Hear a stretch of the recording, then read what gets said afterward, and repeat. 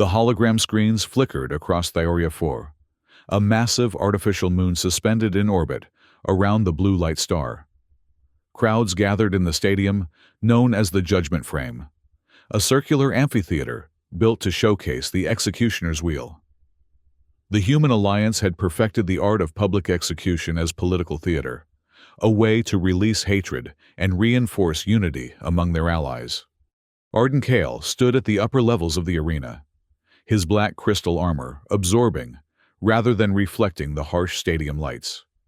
His deep blue eyes, weathered by years of combat, scanned the proceedings below with growing unease. He was once a respected officer of the Thioria Liberation Forces, but now moved like a shadow, unaffiliated and unpredictable. The crowd roared as guards dragged a small figure onto the arena floor. Even from this distance, her purplish iridescent skin and bioluminescent flecked eyes marked her as Aquilonian. Her aquamarine hair fell in tangled waves around a face that, despite its alien features, conveyed unmistakable terror. Elira Ven, the announcement boomed across the stadium, magnified by floating 5K hologram screens that projected her trembling form above the arena. Last of the Aquilonian shadows, condemned for biological terrorism against the Human Alliance. Arden's jaw tightened. Something in the official charges felt wrong, triggering memories he'd rather forget. Below, the guards chained Elira to the executioner's wheel, a rusty metal disc embedded with sharp spikes. This was no ordinary execution. The molecular disintegration style would broadcast her death across 12 star systems, atomizing her body while crowds cheered. Marshal Rax Vorn, Supreme Commander of the Human Alliance, appeared on the screens. His scarred face filled with cruel satisfaction as he announced, "Witness the last Aquilonian phantom dissolve into dust." Soldiers began turning valves that powered up the molecular extractor. Arden watched from the stands, his disciplined military mind calculating odds and exits. But it wasn't strategy that drove him to action. It was the growing certainty that something about Elira's condemnation didn't align with facts he knew. 5 years ago, during the Titan Nebula raid, Elira had saved his squad when they were ambushed in deep space. He'd been suspicious of her motives then, an Aquilonian helping humans during the height of tensions. Their relationship had been one of reluctant trust amid mutual wariness. Arden slipped away from his observation point, activating his blackout stealth suit. The armor's adaptive camouflage bent light around him as he descended through a maintenance tunnel leading beneath the arena. At the security checkpoint, he moved with practiced efficiency. 2 guards fell unconscious before they registered his presence. With swift precision, he deployed an energy grid disruptor that temporarily disabled the anti-phasing net, designed to prevent telekinetic interference during executions. But reaching Elira was only the beginning. The nanofiber restraints binding her were Alliance military grade, programmed to tighten with each heartbeat. Every passing second increased the pressure. By his calculation, the system would crush her completely within 5 minutes. Just as Arden approached the wheel, a commanding voice rang out. "Stop where you are!" Captain Merrickson stepped forward, an Akron officer deployed to maintain security at the festival. The tall, ridge-backed alien pointed his energy rifle directly at Arden's chest. "This execution has been sanctioned by the Alliance Council," Merrickson stated, his 6-fingered hand steady on the trigger. "The Aquilonian deserves extinction." Vorn fabricated the charges, Arden replied, not lowering his stance. "She's being made an example to bolster his political position." Merrickson's troops surrounded them, energy weapons trained on Arden. The crowd above had noticed the disturbance, the hologram screens now displaying Arden's unexpected appearance. Some booed, while others cheered, assuming this was a planned side attraction. Arden didn't hesitate.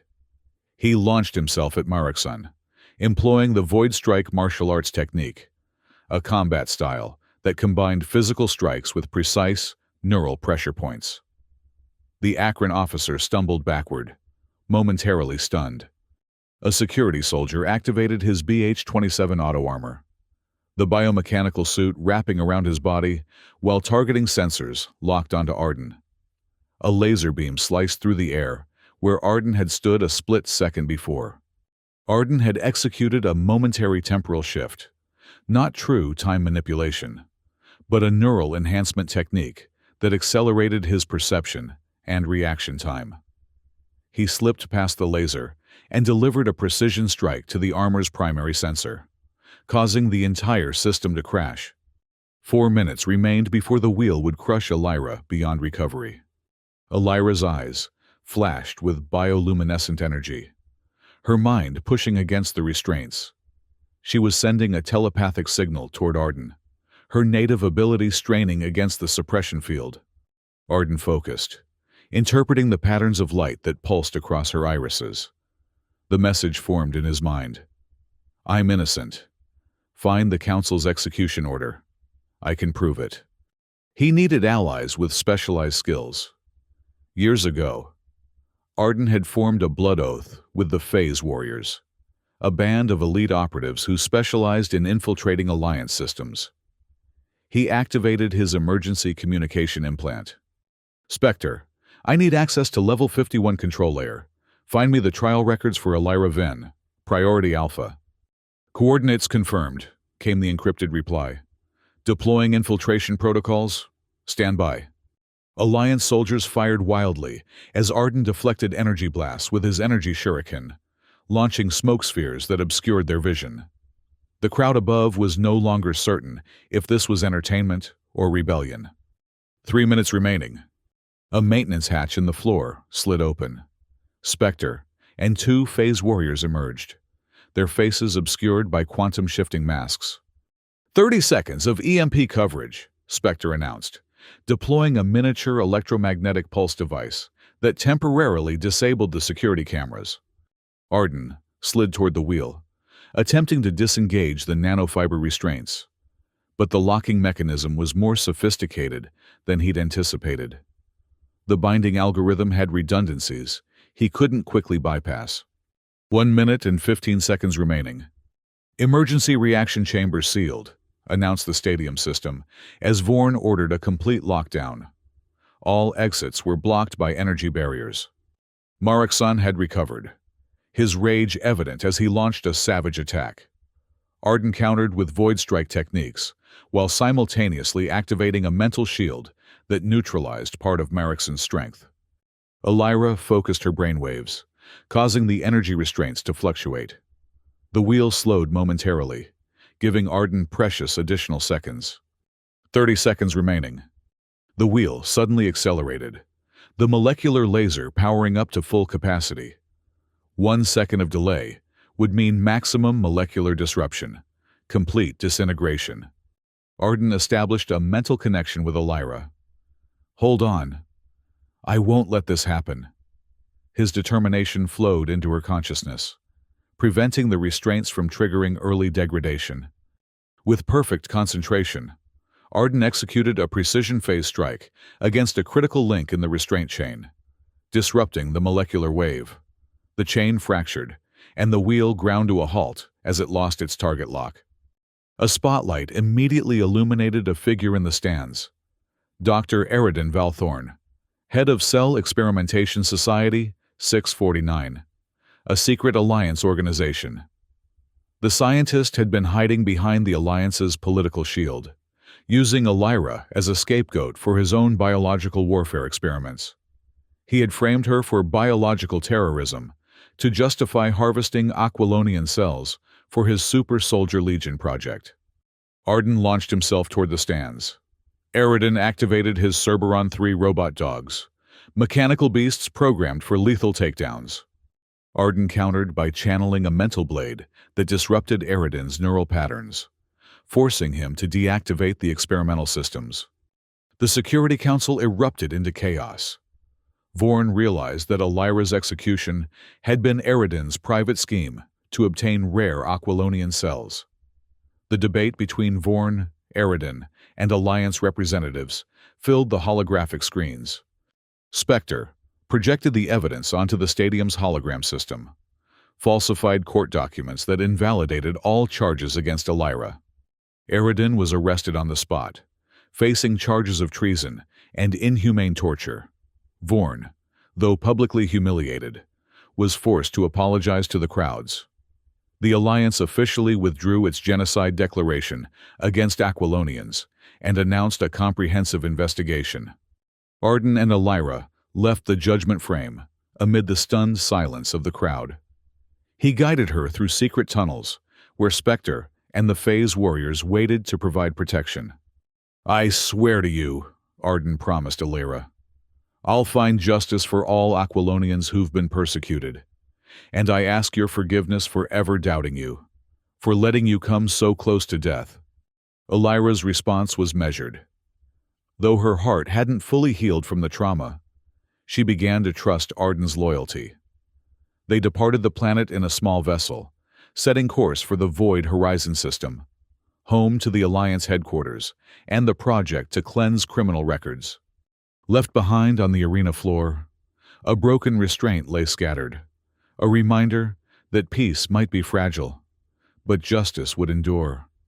The hologram screens flickered one last time before going dark. Thioria. Free's artificial atmosphere swirled with dust and industrial exhaust as Arden guided Elira through maintenance tunnels beneath the massive Judgment Frame arena. They moved in silence, his black crystal armor absorbing the sparse emergency lighting, her bioluminescent eyes providing an eerie purple glow that pulsed with each accelerated heartbeat. "They'll be scanning for us," Arden whispered. His voice modulator turned to minimum. "The Phase warriors have temporarily scrambled the biometric sensors. But Vorn won't give up easily." Elira nodded, still recovering from nearly being atomized. The residual energy from the molecular restraints left painful red welts across her iridescent skin. "Why did you save me?" she finally asked, her melodic voice carrying the distinctive harmonic undertones of the Aquilonian species. Arden paused at a junction, checking for patrol signatures on his wrist scanner. 5 years ago, Titan Nebula. You pulled 3 of my squad members from a compromised airlock when you had every reason to let them die. You remember?" Her bioluminescent eyes widened slightly. "I never forgot. And I never understood why an Aquilonian would save human soldiers during the height of the Hollow War." He gestured for her to follow as they descended deeper. "Perhaps for the same reason a human officer now risks everything to save an Aquilonian prisoner," she replied. They reached a heavy metal door with peeling radiation warnings. Arden placed his palm against the security panel, and Spectre's override codes pulsed through his neural implant. The door hissed open, revealing a cramped control room where 3 figures in phase-shifting armor worked feverishly at holographic terminals. "Timing is critical," Spectre announced without looking up, fingers dancing through projected data streams. "Vorn has activated the Crimson Protocol. All orbital platforms are on lockdown, and they've deployed molecular trackers calibrated specifically for Aquilonian biosignatures." One of the other Phase warriors, a woman with cybernetic augmentations visible along her temples, projected a 3-dimensional map of the complex. "We've plotted an escape route through the lower maintenance shafts. It leads to a decommissioned waste disposal unit that still has a functional shuttle bay. If we time the departure with the industrial waste barges, we can mask our energy signature." Elira stepped forward, her composure remarkable for someone who had faced disintegration minutes earlier. "Before we leave, I need access to the central database. The evidence against Dr. Aridin goes far beyond my case." "That's suicide," the 3rd Phase warrior objected. "Central database is beneath the command spire, the most heavily guarded section of the entire complex." Arden studied Elira's determined expression. "What kind of evidence?" "Project Aquavitae," she replied, her voice hardening. "Aridin hasn't just been experimenting on captured Aquilonians. He's been harvesting our cellular regeneration properties to create bioweapons, viruses that target specific genetic markers. He's already tested them on 3 outer colony worlds, disguising the outbreaks as natural plagues. Silence fell over the room as the implications sank in. Biological warfare had been explicitly forbidden by the post-Hollow War treaties. Even suggesting such research was enough for immediate execution. Spectre finally looked up from his terminal. If that's true, we're talking about a level of atrocity that could reignite the war, but against all non-human species this time. It's true, Elira insisted. I was part of a diplomatic mission investigating unusual disease patterns when I was captured. That's why they were so eager to disintegrate me. Molecular disintegration destroys all evidence, even at the quantum level. Arden made his decision. We split up. Spectre. Get Elira to the waste disposal unit and prepare for evacuation. I'll infiltrate the command spire and extract the database records. That's not the plan, Spectre objected. The Phase Warriors didn't agree to a suicide mission. Plans change, Arden replied, already adjusting his armor settings for maximum stealth capacity. And I work better alone. Elira grabbed his arm, her touch sending an unexpected telepathic pulse through his neural shield. You won't be alone, she said, her eyes intensifying with bioluminescent energy. I can guide you through their security systems. Aquilonians can establish quantum entanglement with electronic systems. It's why they fear us. The Phase Warriors exchanged uneasy glances. This level of Aquilonian ability wasn't in any Alliance intelligence briefings. How would that work? Arden asked. My consciousness can project through the base's electronic infrastructure. I'll see what you can't. Warn you of dangers before they materialize. She hesitated. But it requires physical contact to establish the initial connection. Without hesitation, Arden removed his right gauntlet, exposing his scarred hand. Then let's connect. Elira placed her palm against his. The sensation was immediate, like cool water flowing through his nervous system, expanding his awareness beyond physical limitations. He could suddenly sense the electronic pulse of security systems throughout the complex, visualize patrol patterns through walls, and perceive the massive quantum computers at the heart of the command spire. Remarkable, he whispered. This is why they fear us, Elira said softly, and why they want us eliminated. Their new plan formed quickly, while Spectre and the Phase Warriors created a diversionary explosion in the eastern quadrant. Arden would use maintenance shafts to reach the command spire, with Elira's consciousness guiding him through the electronic security network. He would have a fighting chance. You have 20 minutes maximum, Spectre warned as they prepared to separate. After that, the system will adapt to our interference patterns, and all electronic countermeasures will fail. Arden nodded, checking his weapons one last time. 20 minutes to prevent another war. Should be enough. The Phase Warriors departed first, vanishing through separate exits to begin their coordinated distraction. Elira grabbed Arden's hand one more time, strengthening their connection. The data is stored in Quantum Vault Alpha 9, she instructed. It requires a Raiden's neural signature, but I can synthesize it through our connection if you can reach the main terminal. And if I can't? Her expression darkened. Then the Alliance will eliminate all non-human species they consider a threat, starting with the last of my kind. Arden moved through the maintenance tunnels with supernatural awareness, Elira's consciousness guiding him past security checkpoints that would have been impossible to navigate alone. Through their connection, he could see patrol patterns before they formed, redirecting his path to avoid detection. The first alarm sounded precisely when Spectre had promised, a series of concussive explosions that drew security forces toward the eastern quadrant. Arden seized the opportunity, accessing a vertical shaft that led directly to the command spire's lower levels. Careful, Elira's voice echoed in his mind. They've activated quantum displacement sensors in this section. Move exactly as I guide you. Following her mental directions, Arden navigated an invisible maze of security beams, his movements precisely choreographed by Elira's enhanced perception.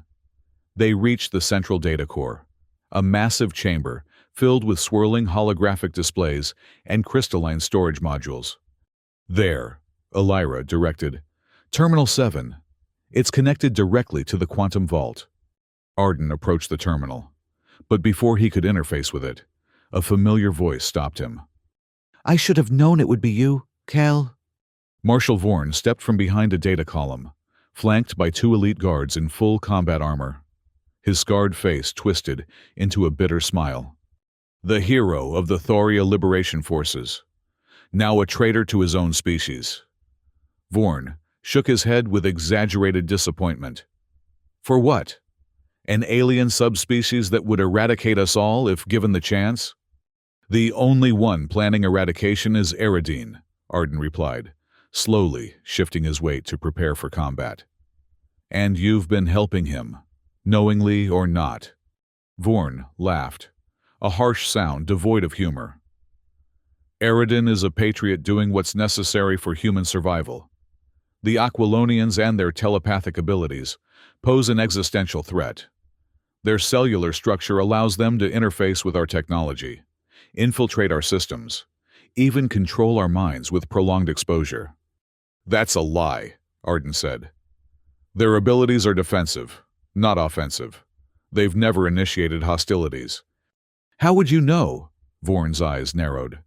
She's already influenced you, hasn't she? Through that primitive telepathic bond they establish? You're compromised, Kale. Elira's voice surged through Arden's consciousness. He's stalling. Security reinforcements are rerouting from the eastern quadrant. 2 minutes until they arrive. Arden didn't waste time arguing further. He launched himself at Vorn with blinding speed, enhanced by Elira's connection to the base's electronic systems. She manipulated the lighting, plunging sections of the room into darkness at precisely the right moments to confuse Vorn's guards. The first guard fired his energy weapon, but Arden had already shifted position, appearing behind him with a void strike technique that targeted neural pressure points. The guard collapsed instantly. The second guard activated an energy shield, but Elira's consciousness infiltrated his armor systems, causing a momentary power fluctuation. It was enough for Arden to slip past his defenses and deliver a knockout blow. Vorn himself proved more challenging. The Marshal had survived countless battles, and his combat implants were specifically designed to resist electronic interference. He countered Arden's attacks with surprising agility for his age. You disappoint me, Kyle, Vorn growled as they exchanged blows. You were meant to lead the next generation of human defenders, not betray everything we've built. What you've built is a regime of fear, Arden replied, deflecting a vicious strike. You use public executions to maintain control and justify atrocities. Their combat intensified, Vorn's augmented strength matching Arden's superior technique. A powerful blow sent Arden crashing into a data terminal, temporarily disrupting his connection with Elira. 60 seconds until reinforcements. Her voice flickered weakly in his mind. Vorn approached, energy blade humming with lethal potential. The Aquilonians were the aggressors in the Hollow War. They infiltrated our systems, sabotaged our defense grids. Millions died because we underestimated their threat. More lies, Arden spat, blood trickling from his lip. The historical records show the war began when Alliance forces attacked Aquilonian research vessels, claiming they were weapons platforms. History is written by survivors. Vorn raised his blade for a killing strike. In that moment, Elira channeled all her remaining energy through their connection. The command spire's systems responded to her desperation. Lights flickered, gravity wavered, and the massive holographic displays surrounding them suddenly projected the contents of Quantum Vault Alpha 9. Hundreds of classified documents materialized in the air around them. Laboratory reports detailing experimental procedures on Aquilonian prisoners, test results from bioweapon deployments on unsuspecting colony worlds, communication logs between Eridine and Vorn discussing the necessary sacrifices to develop the perfect biological weapon. Vorn froze, his blade still raised, as his own words echoed through the chamber. The colonial test subjects served their purpose. Proceed with full production of strain X7. The Council will never trace it back to us. Taking advantage of Vorn's shock, Arden launched a final attack, disarming the Marshal and pinning him to the ground. "It's over, Vorn," he said as security reinforcements burst into the chamber, weapons raised. But the new arrivals hesitated, their attention caught by the damning evidence still projected on every available surface. Captain Marikson stepped forward, his acrid features rigid with controlled fury as he surveyed the displayed atrocities. As a representative of the non-human alliance members, he had particular authority in this situation. "Marshal Rax Vorn," Marikson announced formally, "by the authority of the Alliance Security Council, you are relieved of command and placed under arrest for crimes against sentient beings, violation of the biological warfare prohibition, and conspiracy to commit genocide." The security forces, after a moment of uncertainty, lowered their weapons aimed at Arden, and instead surrounded Vorn. "This isn't over," Vorn hissed as they led him away. "Humans will always protect their own interest first." "That's where you're wrong," Arden replied. "True strength comes from justice, not dominance." With Vorn secured, Arden quickly downloaded the complete evidence from the quantum vault onto a secure crystal. The 20-minute window was closing, and they needed to reach the evacuation point. Elira's consciousness guided him through the fastest escape route, avoiding the chaos now spreading throughout the complex as news of Vorn's arrest disseminated. They reached the waste disposal unit just as Spectre was preparing the shuttle for departure. "Cutting it close," Spectre remarked as they boarded. "Did you get what you needed?" Arden held up the data crystal. "Everything. Enough to bring down Aradan's entire operation and force the Alliance to acknowledge its crimes." The shuttle launched, blending with the outgoing waste barges as planned. Through the viewport, they watched as the massive judgment frame receded into the distance, its imposing structure now seeming less permanent than before. Elira finally severed their mental connection, the effort leaving her exhausted. "Where will we go?" she asked quietly. "The evidence won't change decades of prejudice overnight." "To the Void Horizon system," Arden replied. "The Alliance High Council needs to see this evidence directly, without Vorn's influence to distort the truth." "And after that?" Her bioluminescent eyes searched his face. Arden had no easy answer. "One step at a time. First justice, then reconciliation, then perhaps something new. A true alliance based on mutual respect rather than fear." As their shuttle disappeared into the swirling nebula surrounding Thioria 4, a broken restraint from the executioner's wheel remained on the arena floor. A small, but potent reminder that even the most carefully constructed systems of oppression could be broken by the courage of individuals willing to stand for truth. The shuttle vibrated violently as it entered the ionosphere of Uxarion, a planet perpetually shrouded in electromagnetic storms. Lightning arced across the viewports, illuminating the cramped cabin where Arden, Elira, and the Phase Warriors huddled around a holographic projection of their next destination. "The Cloud Fortress," Spectre explained, manipulating the three-dimensional image. "An abandoned Alliance listening post, now used by smugglers and political refugees. The electromagnetic interference makes it invisible to standard scanning technology." Elira studied the fortress's layout, her bioluminescent eyes reflecting the blue holographic light. "Will we be safe there?" Safe is relative," one of the Phase Warriors replied, adjusting her cybernetic enhancements to counteract the storm's interference. "But it's the best option while we prepare the evidence for transmission to the Alliance High Council." Arden checked the data crystal containing the damning files from the quantum vault. "This evidence won't just implicate Aradan and Vorn. It exposes corruption throughout the Alliance military structure. Officials who authorized biological warfare tests, commanders who falsified reports about Aquilonian aggression, politicians who profited from fear-mongering." "Then why take it to the Alliance at all?" Elira questioned. Why not release it publicly across all systems? Because uncontrolled release would collapse the entire alliance, overnight. Arden explained grimly. Dozens of star systems depend on alliance infrastructure. Food distribution, medical supplies, defense against space pirates and rogue AI clusters. Millions would suffer in the chaos. So instead we beg for justice from the same institution that authorized my execution? Her voice carried both skepticism and bitterness. Not begging, Spectre interjected.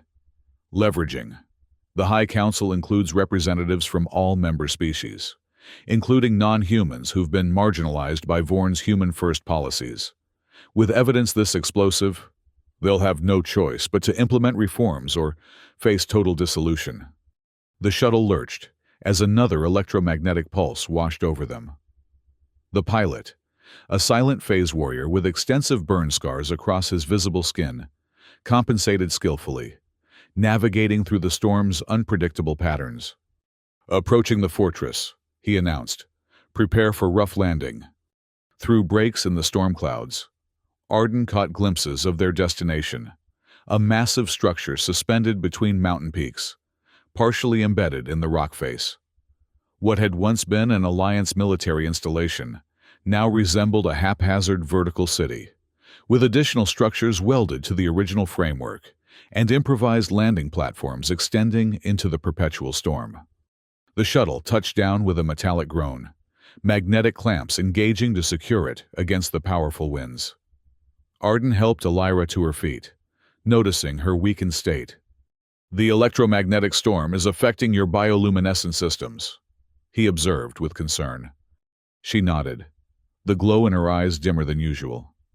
My species evolved in oceans with natural electromagnetic fields, but nothing this intense. I'll adapt.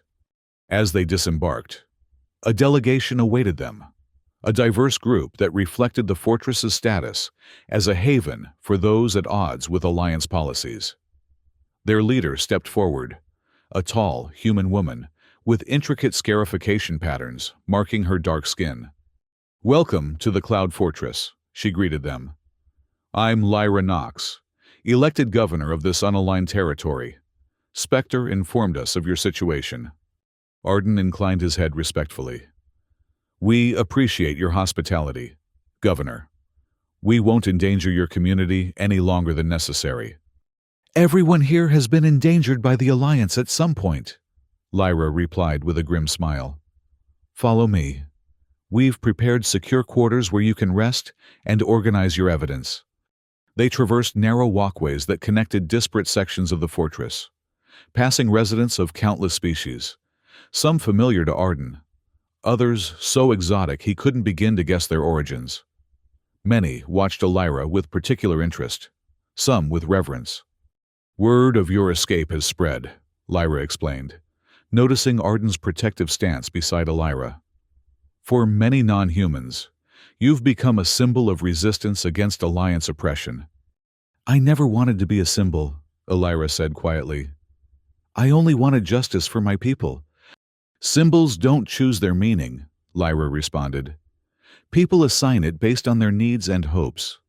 Their quarters occupied a reinforced section of the original Alliance structure, Spartan, but secure, with advanced communication equipment and defensive systems. Once they were alone, Elira finally allowed her exhaustion to show, sinking onto a simple cot. You should rest, Arden suggested, setting the data crystal into a specialized reader that would organize and authenticate its contents. There's no time for rest, she protested weakly. If we delay, the Alliance will construct counter-narratives to discredit the evidence. They already are, Spectre confirmed, monitoring communications through his enhanced neural interface. Official channels are reporting that Vorn was arrested for exceeding his authority in ordering your execution, but making no mention of the biological warfare program. They're containing the narrative. Arden's jaw tightened with frustration. Then we need to accelerate our timeline. How quickly can we secure a direct communication channel to the High Council? That's the problem, Spectre replied. All official channels are monitored by Alliance intelligence. Any transmission we send will be intercepted before it reaches the Council members. We need a direct, physical presentation of evidence. Which means traveling to the Void Horizon system, Arden concluded. The heart of Alliance territory. Elira pushed herself upright. That's suicide.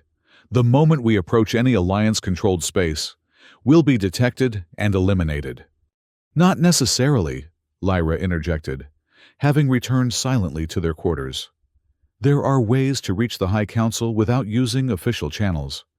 All eyes turned to her as she activated a hidden panel in the wall, revealing a secure communication terminal.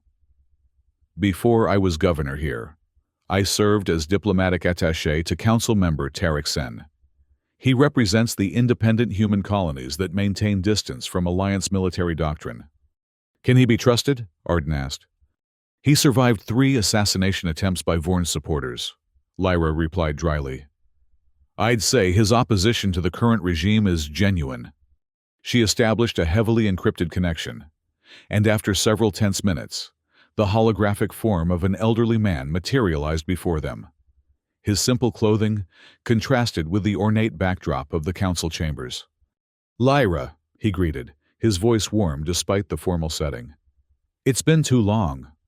Councillor Sen, she responded with obvious respect.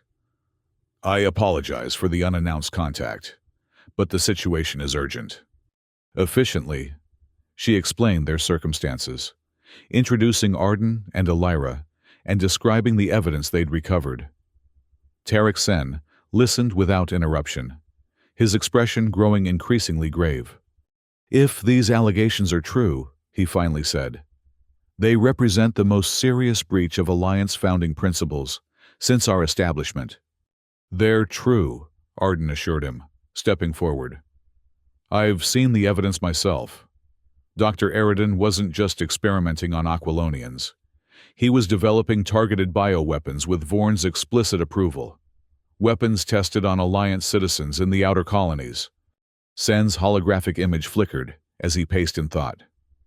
The Council is deadlocked on most issues these days. The human supremacist faction, led by Councillor Drayson, controls just under half the votes, with moderates and non-human representatives maintaining a slim majority. But Drayson has been pushing to restrict voting rights for non-human representatives, claiming security concerns. Then our evidence arrives at a critical moment, Elira observed. Indeed, Sen agreed. But getting you and the evidence safely to the Council will be nearly impossible through conventional means. After Vorn's arrest, security around the Void Horizon system has been doubled. What about unconventional means? Arden asked. A slight smile crossed Sen's aged face. The annual policy summit begins in 3 days. All Council members will be present, along with diplomatic representatives from every Alliance world.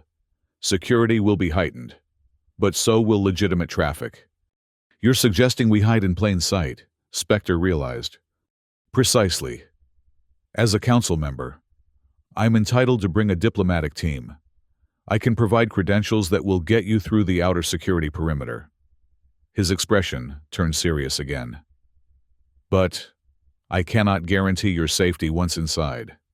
If Eridan's supporters realize who you are, before you can present your evidence to the full Council. We understand the risks, Arden stated firmly. Then prepare yourselves, Sen instructed. I'll have my assistant transmit the necessary credentials and protocols. The summit convenes in the Grand Assembly Hall. All Council members will be present. That's your moment. After the transmission ended, silence fell over the group as they contemplated the dangerous path ahead. It could be a trap, one of the Phase warriors suggested. It could be, Arden acknowledged. But it's also our best chance to ensure this evidence reaches those with the power to act on it. Elira stood, her strength seemingly renewed by purpose. The risk falls primarily on me. As the last known Aquilonian, I'm the living proof of Alliance atrocities. I should be the one to deliver the evidence. Not alone, Arden stated, with a finality that invited no argument. We started this together. We'll finish it together. The next 2 days passed in intensive preparation. Lyra's contacts provided them with diplomatic attire and detailed intelligence on summit security protocols. Spectre and the Phase Warriors developed contingency plans for every conceivable scenario. Arden and Lyra spent hours reviewing the evidence, organizing it for maximum impact when presented to the Council. On the morning of their departure, as they prepared to board a diplomatic shuttle provided by Councillor Senner-Prur, Lyra pulled Arden aside. "I need to ask you something," she said, her voice low. "Something I've wondered since Theoria." "What is it?" "When you saved me from the executioner's wheel, was it because you needed me to access the evidence against Eridan? Or was there another reason?" Arden considered the question carefully. 5 years ago, during the Titan Nebula raid, I watched you save my squad members without hesitation or expectation of reward. It challenged everything I'd been taught about Aquilonians, about the supposed unbridgeable differences between our species. He met her gaze directly. "I saved you because it was right, because you deserved justice, and because I couldn't stand by and watch another atrocity committed in humanity's name." The intensity of her bioluminescent eyes softened. "Thank you for your honesty. We should go," he said after a moment. "Our window for reaching the summit is narrow." As their shuttle ascended through Uxarion's turbulent atmosphere, neither of them spoke of the nearly impossible odds they faced, or the fact that even if they succeeded, the Alliance would never be the same. Some institutions couldn't survive the exposure of their foundational lies, and perhaps they shouldn't. The Void Horizon system loomed ahead, its 7 massive habitat rings orbiting a red dwarf star. At its center, the Alliance High Council prepared to convene, unaware that their carefully maintained power structure was about to face its greatest challenge. The Void Horizon system's massive orbital rings glittered against the backdrop of space, each a marvel of engineering housing millions of inhabitants. Approaching the central administrative ring, Arden and Lyra watched through the shuttle viewport as defense platforms tracked their vessel, scanning for any deviation from their registered flight path. "Diplomatic Shuttle Epsilon 7, transmit authorization codes," came the mechanical voice of station security. The pilot, a trusted associate of Counselor Sen, sent the prepared credentials. Long seconds passed as they were verified against Alliance databases. "Authorization confirmed. Proceed to Diplomatic Docking Bay 12. Lyra released a breath she hadn't realized she was holding. Beside her, Arden remained outwardly calm, but she could sense his tension through the lingering connection they shared. "The hard part comes next," he murmured. Their shuttle docked with a gentle thud, magnetic clamps securing it to the station. As the airlock cycled, Lyra adjusted the high-collared diplomatic uniform designed to conceal her distinctive Aquilonian features. The pigmentation suppressors Lyra had provided dulled her naturally iridescent skin to a more human tone, and specialized contact lenses masked her bioluminescent eyes. "Remember," Spectre instructed through their encrypted communication channel, "your cultural attaché Lyra Varden from the Outer Colony Diplomatic Corps. Stick to your cover story. Avoid unnecessary conversations, and proceed directly to the Grand Assembly Hall." With Arden posing as her security escort, they disembarked, joining the steady stream of diplomatic personnel heading toward the summit. Alliance security officers monitored the corridors, their expressions impassive as they scanned identification chips embedded in the visitors' credentials. "Identification confirmed," an officer stated after scanning Lyra's chip. "Proceed, Attaché Varden."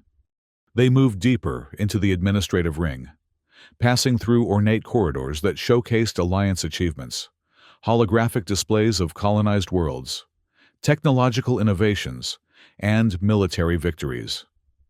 Arden noted the conspicuous absence of any references to non-human contributions or the devastating consequences of the Hollow War. "Propaganda at its finest," he commented under his breath. The Grand Assembly Hall occupied the center of the administrative ring, a massive circular chamber with tiered seating surrounding a central speaking platform. Council members had already begun to arrive, distinguished by their formal robes, bearing the insignia of their respective systems and species. Councillor Sen spotted them immediately, making his way through the crowd with practiced diplomatic grace. "Attaché Varden," he greeted loudly enough for others to hear. "I'm pleased you could join us for this historic summit." "The honor is mine, Councillor," Elira replied, matching his formal tone. He guided them to seats near the front, speaking quietly as they walked. "Drayson's faction is suspicious. They've been questioning the credentials of several non-human delegations, demanding additional security screenings." "Have they identified us specifically?" Arden asked. "Not yet, but it's only a matter of time. The summit begins in 30 minutes. I've arranged for you to present during the open address portion. It's your best opportunity to reveal the evidence before they can stop you." They took their assigned seats as the chamber continued to fill. Arden scanned the gathering, identifying key figures from Alliance leadership. His attention fixed on a distinguished figure entering with a sizable security detail. "Dr. Eridan," he whispered to Elira. "I thought he'd be in custody after Vorn's arrest." "Apparently his connections run deeper than we realized," she replied, carefully avoiding looking directly at the scientist who had orchestrated her near execution. Eridan moved confidently through the chamber, greeting council members with the ease of someone accustomed to power. When his gaze swept across their section, Arden tensed, ready for recognition, but Eridan's eyes passed over them without pause, their disguises holding. The summit began with traditional ceremonies, speeches celebrating Alliance unity and progress, carefully choreographed displays of interspecies cooperation that bore little resemblance to reality. Throughout it all, Arden and Elira waited, the data crystal containing their evidence seeming to burn in Arden's pocket. Finally, Councillor Sen approached the central platform. "Esteemed colleagues," he began, "before we proceed to policy discussions, I wish to introduce a special representative who brings important information relevant to our deliberations. Cultural Attaché Elira Varden from the Outer Colony Diplomatic Corps has traveled at considerable risk to address this assembly." Murmurs spread through the chamber as Elira rose, walking with deliberate calm toward the central platform. Arden followed 2 steps behind, his enhanced senses alert to any threat. As she took her position at the speaking podium, Elira surveyed the assembled council, the most powerful individuals in human-controlled space, many of whom had authorized or turned blind eyes to atrocities against her kind. "Honored council members," she began, her voice steady despite the enormity of the moment. "I come before you not as a diplomatic attaché." She reached up, removing the contact lenses that had concealed her true nature, allowing her bioluminescent eyes to shine with their natural purple intensity. "But as Elira Ven, perhaps the last surviving Aquilonian." Gasps and exclamations erupted throughout the chamber. Security personnel reached for weapons, but Councillor Sen raised his hand. "This assembly operates under diplomatic immunity," he reminded them forcefully. "All have the right to speak without threat of violence." Eridan had risen from his seat, his composed facade cracking. "This is an outrage. That creature was sentenced to execution for biological terrorism against Alliance citizens." "A false sentence based on evidence fabricated in your laboratory, Dr. Eridan," Elira responded, her voice amplified throughout the chamber. "Evidence I have now brought before this council." Arden stepped forward, inserting the data crystal into the podium's interface. Instantly, the chamber's holographic systems activated, projecting damning images and documents around the entire assembly, laboratory footage of Aquilonian subjects being experimented upon, classified orders authorizing bioweapon deployment in civilian areas, communication logs between Eridan and military officials discussing acceptable casualty rates for their tests. "For decades," Elira continued as the evidence unfolded around them, The Alliance has maintained that Aquilonians represented an existential threat, justifying our systematic extermination. The truth is that we were targeted precisely because our biological uniqueness offered potential military applications. Applications Dr. Eridan pursued with the full knowledge and authorization of key Alliance officials. The chamber had fallen into stunned silence, council members staring in horror at the evidence projected before them. Non-human representatives appeared particularly affected, perhaps recognizing that what had happened to Aquilonians could easily happen to their own species. This isn't just about justice for my people, Elira pressed, sensing the critical moment. It's about the future of the Alliance itself. Will you continue to build your civilization on foundations of deception and genocide? Or will you acknowledge these crimes and commit to a true alliance of equals? Eridan suddenly lunged forward. This is treasonous propaganda. Security, arrest them immediately. Several security officers moved to comply, but others hesitated, clearly disturbed by the evidence they'd witnessed. In that moment of uncertainty, Captain Marixon stepped into the chamber, his acrid features set in grim determination. As representative of the combined Non-Human Security Council, he announced, I confirm the authenticity of this evidence. My team has independently verified these documents following Marshal Vorn's arrest.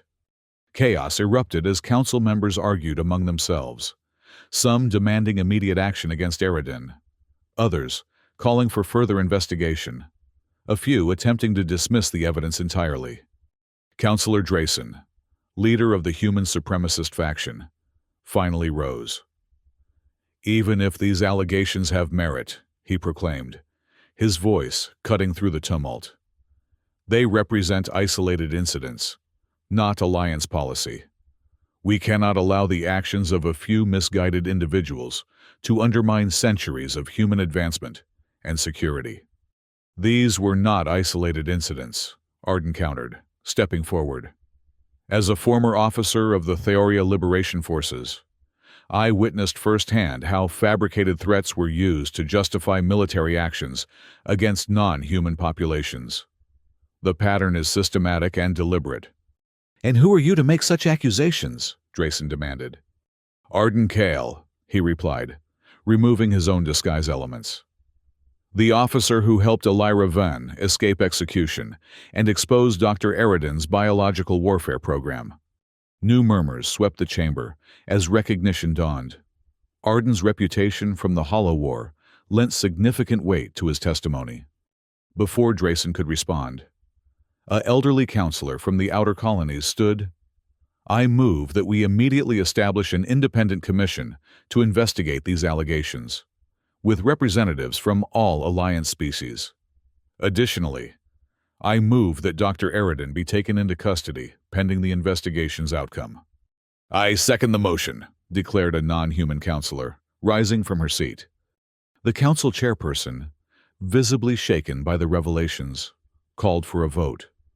As hands raised across the chamber, it became clear that a significant majority supported the motion. Even many human representatives could not ignore the weight of evidence before them. The motion carries, the chairperson announced. Security, please escort Dr. Eridan to detention. As officers moved to apprehend him, Eridan's composed demeanor finally shattered. You fools, he shouted. Everything I did was for humanity's survival. The Aquilonians and their kind would have supplanted us eventually. It was us, or them. That justification has been used to rationalize atrocities throughout human history, Elira responded, her voice carrying a weight of sorrow rather than triumph. It was never true then, and it isn't true now. As Eridan was led away, still shouting justifications, the council chairperson approached Elira and Arden. What you have done today will forever change the Alliance. Whether that change leads to dissolution or reformation remains to be seen. Either outcome is preferable to continued injustice, Arden replied. The emergency session continued for hours as the Council established parameters for the investigation and debated immediate reforms to Alliance security protocols. Throughout it all, Elira remained at the central platform, a living reminder of what had been lost and what might still be saved. When they finally returned to Counselor Sen's private chambers, exhaustion overwhelmed them both. The emotional and physical toll of their journey, from the executioner's wheel to the highest levels of Alliance governance, could no longer be denied. "You've accomplished something remarkable today," Sen told them as his staff prepared secure accommodations. "But your safety remains a concern. Eridan has powerful allies who won't surrender their positions easily." "We're not finished," Elira said quietly. "Justice for my people means more than punishing those responsible. It means creating a society where such atrocities cannot happen again." Arden nodded in agreement. "The evidence has been presented, but the real work of reformation has only begun." As artificial night fell across the administrative ring, Arden stood at the viewport in their secure quarters, watching the endless procession of ships moving between the habitat rings. Elira joined him, her natural bioluminescence casting soft purple light across the darkened room. "What happens now?" she asked. "Now we help build something new," he replied. "Something better than what came before." She considered his words. "You could return to your former life. Your actions today have vindicated you in the eyes of many." "My former life was built on lies," Arden said. "I prefer the truth, difficult though it may be." He turned to face her. "What about you? You're no longer the last Aquilonian. The investigation has already identified other survivors in hidden communities throughout the outer systems." A smile transformed her features, genuine joy breaking through the gravity of recent events. "Then, I have a people to return to, a culture to help rebuild. And I have a promise to keep," Arden reminded her. "Justice for all those persecuted by the Alliance, starting with the Aquilonians." Their hands found each other in the darkness, human and Aquilonian, their connection now transcending the telepathic bond that had first united them. Whatever challenges lay ahead, they would face them together, a living embodiment of the alliance that might yet be possible. Back on Thioria IV, the massive judgment frame stood empty, its terrible purpose temporarily suspended. In the center of the arena floor, a broken restraint from the executioner's wheel remained, a small but potent reminder that peace might be fragile. But justice, once awakened, would endure. 6 months after the revelations that shook the Alliance to its core, Arden stood on the observation deck of a terraforming station, orbiting New Aquilon. Below, the aquatic world shimmered with bioluminescent patterns, the first Aquilonian colony established since the supposed extinction of their species. "Beautiful, isn't it?" Elira's voice came from behind him. She had changed in these months, more confident, her natural leadership abilities flourishing as she helped coordinate the scattered survivors of her people. "It's extraordinary," Arden agreed, turning to face her. The terraforming project represented more than just a new home for Aquilonians. It symbolized the Alliance's attempt at reparation, one of many initiatives born from the Commission for Truth and Reconciliation established after their testimony. "The Council representatives arrive tomorrow," Elira reminded him. "The formal recognition ceremony will make New Aquilon the first officially autonomous non-human world with protected status under the reformed Alliance Charter." "Nervous about your speech?" he asked with a slight smile. "Terrified," she admitted. Speaking truth to power in a moment of crisis was one thing. Articulating a vision for the future is something else entirely. Their conversation was interrupted by Captain Marexon, who had become an unexpected ally in the Reformation process. The Akron officer's own species had suffered discrimination under the old Alliance regime, though nothing approaching the systematic extermination attempted against the Aquilonians. "Final security sweeps are complete," Marexon reported. No indications of extremist activity in the system. Despite the positive changes of recent months, resistance remained. A human supremacist movement, calling itself Pure Alliance, had emerged from the shadows, conducting terrorist attacks against non-human settlements and Reformation supporters. Dr. Eridan's trial had become a rallying point for these elements, who portrayed him as a patriot sacrificed to political correctness. "Any update on the investigation into the Proxima colony bombing?" Arden asked. Marixon's facial ridges tensed, an Akron expression of frustration. "The trail leads back to former Alliance military officials, but proving direct involvement remains challenging. They've become more sophisticated in covering their tracks." "They can't stop what's already begun," Elira stated with quiet certainty. "Too many humans have seen the truth and chosen to stand with us, rather than against us." She was right. The evidence they had presented to the Council had spread throughout Alliance territories, shocking ordinary citizens who had believed the propaganda about non-human threats. Massive protest movements had demanded reforms, and a coalition of human and non-human representatives had pushed through the most significant changes to Alliance governance since its founding. "I should return to the surface," Elira said. "The final preparations for tomorrow's ceremony require my attention." After she departed, Marixon lingered, his posture suggesting he had more to discuss. "Speak freely, Captain," Arden encouraged. "There are rumors," Marixon began carefully, "that elements within Alliance intelligence are developing new bioweapons designed to appear as natural pathogens. The Commission's oversight doesn't extend to their black projects." Arden's expression hardened. "Do you have evidence?" "Nothing concrete yet. My sources are hesitant to provide documentation after what happened to previous whistleblowers."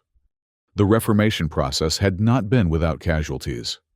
Several officials who had come forward with additional evidence of Alliance atrocities had met with suspicious accidents or disappeared entirely. The old power structures weren't surrendering without a fight. "Keep digging," Arden instructed. "If there's truth to these rumors, we need to expose it before history repeats itself." Marixon nodded. "There's something else you should know. Counselor Drayson has been meeting privately with military leaders from the core human worlds. My intelligence suggests they're discussing the possibility of secession from the Reformed Alliance." "Let them go," Arden replied after consideration. "A smaller alliance built on genuine cooperation is preferable to a larger one maintained through coercion and lies. Not everyone shares your perspective. Some fear that a separate human alliance would eventually become hostile, leading to renewed conflict. Then we must ensure our reformed alliance is strong enough to deter aggression, while remaining true to its new principles." Arden turned back to the viewport, watching the swirling bioluminescent patterns on New Aquilon. "We didn't come this far to create just another empire with different justifications." The next morning, as preparations for the recognition ceremony reached their final stages, Arden found Elira in a quiet meditation chamber, surrounded by water features that simulated the oceanic environment of the original Aquilonian homeworld. "May I join you?" he asked from the entrance. She opened her eyes, the bioluminescent patterns brightening in welcome. "Always." He sat beside her on the edge of a shallow pool, noticing the traditional Aquilonian ceremonial garments she wore, flowing fabrics that captured and reflected light in patterns mimicking underwater currents. "I've been thinking about our journey," she said, after a comfortable silence. "From the executioner's wheel to this moment, so much has changed in such a short time, and so much remains unchanged." Arden noted. "The underlying prejudices, the fear of difference, the hunger for dominance, these don't disappear with new policies or leadership. True transformation takes generations," Elira agreed. "But we've created the possibility for that transformation to occur." She turned to face him directly. "Which brings me to something I've wanted to discuss with you." "I'm listening."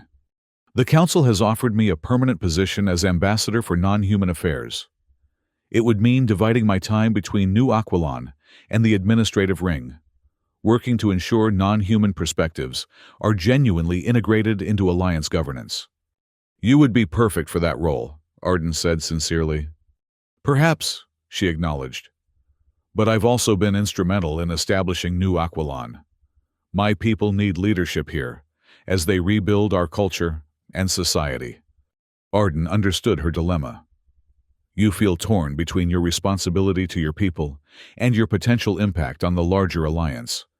Exactly. Her bioluminescent patterns shifted, reflecting her inner conflict. What would you do? He considered carefully before answering. I can't tell you which path to choose, but I can tell you that your strength has always been in building connections between individuals, between species, between opposing viewpoints. That gift would serve you well in either role. And what about you? She asked. The Reformed Security Council has offered you command of the new interspecies peacekeeping force. Have you decided? It was Arden's turn to feel the weight of conflicting responsibilities. The new force represented a fundamental shift in Alliance military doctrine, focused on protection rather than dominance, with equal representation from all member species. I'm still considering, he admitted. Part of me fears that any military structure, however well-intentioned initially, eventually becomes a tool for control rather than protection. And the other part? Recognizes that without principled individuals willing to serve, that outcome becomes inevitable. He met her gaze directly. The same systems that enabled atrocities could be transformed to prevent them, but only if the right people are involved in that transformation. A chime sounded throughout the station, the 1-hour warning before the ceremony. Whatever you decide, Arden said as they rose to leave. Know that you won't stand alone. The bond we formed, human and Aquilonian working together despite centuries of manufactured hatred, that's more powerful than any political arrangement. A microcosm of what could be, she agreed. They walked together toward the Grand Amphitheater, where representatives from throughout the Reformed Alliance had gathered. The ceremony would be broadcast across all member systems, a public commitment to the new principles of equality and justice. As they approached the entrance, a small commotion erupted nearby. Security personnel surrounded an individual attempting to bypass the screening protocols. Arden tensed, immediately alert to potential threats, but relaxed when he recognized the cause of the disturbance. Spectre and 2 phase warriors had arrived, their distinctive phase-shifting armor immediately identifying them to security forces still conditioned to view them as criminals. They're with us, Arden informed the guards, who reluctantly stood down. Wouldn't miss this historic moment, Spectre explained with his characteristic intensity. Besides, we brought something you should see before the ceremony. He handed Arden a data crystal, similar to the one they had presented to the council months earlier. New evidence. Our operatives infiltrated a research facility in the Centauri system. Turns out Eridan wasn't the only one developing biological weapons, just the most careless. Arden exchanged a glance with Alira. Marixon's intelligence was correct. The struggle continues, she observed, neither surprised nor defeated by this revelation. One ceremony doesn't change everything. No, Arden agreed, pocketing the crystal for later analysis. But it provides a foundation for the changes that matter. They entered the amphitheater together, the former military officer, the Aquilonian survivor, and the insurgent operatives who had once been enemies of the alliance they now helped reshape. Their unlikely alliance represented the potential for genuine transformation, not through grand declarations or political maneuvering, but through individual choices to stand for truth, regardless of consequence. As Alira took her position on the ceremonial platform, surrounded by representatives from worlds that had once sanctioned her execution, Arden watched from the side, remembering the moment he had first seen her chained to the executioner's wheel. The journey from that moment to this one had not been easy or straightforward, but it had been necessary, not just for them as individuals, but for the possibility of a better future for all species. The ceremony began, formal speeches giving way to the signing of the new Aquilon Recognition Treaty. Throughout the proceedings, Arden remained vigilant, aware that progress was always fragile, always contested by those who benefited from the previous order. But he also allowed himself to feel hope, not the naive optimism that ignored reality, but the hard-won conviction that justice, though difficult to achieve and maintain, was worth fighting for. When Elira finally rose to deliver her address, the amphitheater fell silent, all attention focused on the woman who had come to symbolize both the Alliance's greatest shame and its potential for redemption. "Today marks not an ending, but a beginning," she started, her voice clear and resolute. "Not a conclusion to past injustices, but a commitment to create a future where such injustices become unthinkable. The path ahead will not be easy. Old hatreds and fears will not disappear overnight. New challenges will emerge that test our resolve and our principles." Her bioluminescent eyes swept across the assembly, including every species represented. "But standing here today, on a world that represents the resurrection of a people once condemned to extinction, I am filled not with bitterness for what was lost, but with determination for what can yet be built. Together, not as dominators and dominated, not as superiors and inferiors, but as equals united by the recognition of our shared sentience and dignity." As her words resonated throughout the amphitheater and beyond, to millions watching across the Reformed Alliance, Arden thought of the broken restraint left behind on the arena floor of the judgment frame, a small reminder that even the most carefully constructed systems of oppression could be broken by the courage of individuals willing to stand for truth. Peace remained fragile, but justice would endure.